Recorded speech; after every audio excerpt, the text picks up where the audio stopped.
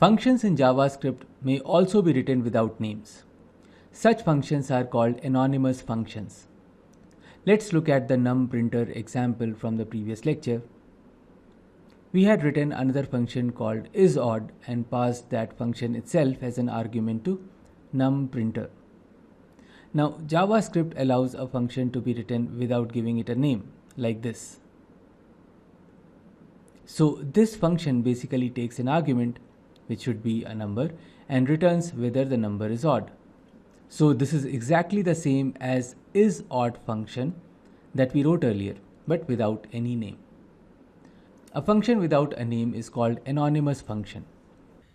The only problem is that if we don't give it a name or don't hold it in a variable, then we cannot call it later. So it becomes pretty useless and JavaScript doesn't allow us to create it.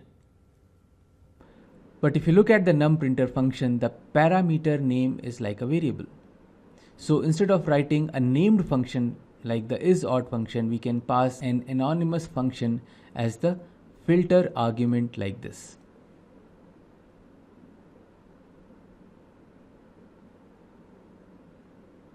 And this can be handy if our function is not really reusable and we just want to use it this once, or we are returning a function from another function as a closure, which we will learn about pretty soon.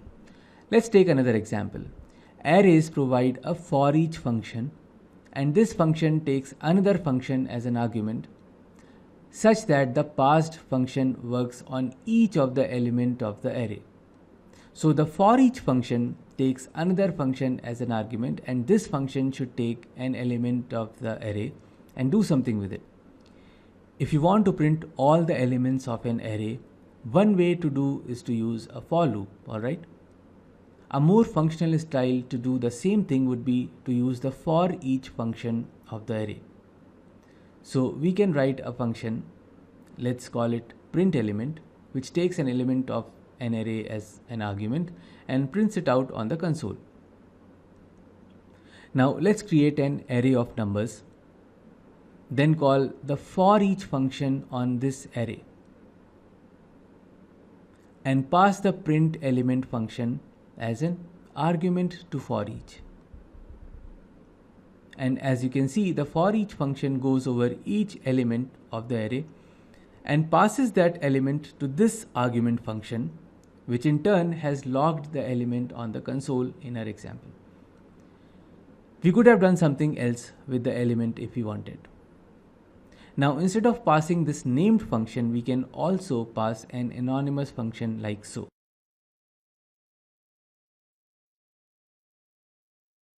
Which does exactly the same thing, it just doesn't have a name.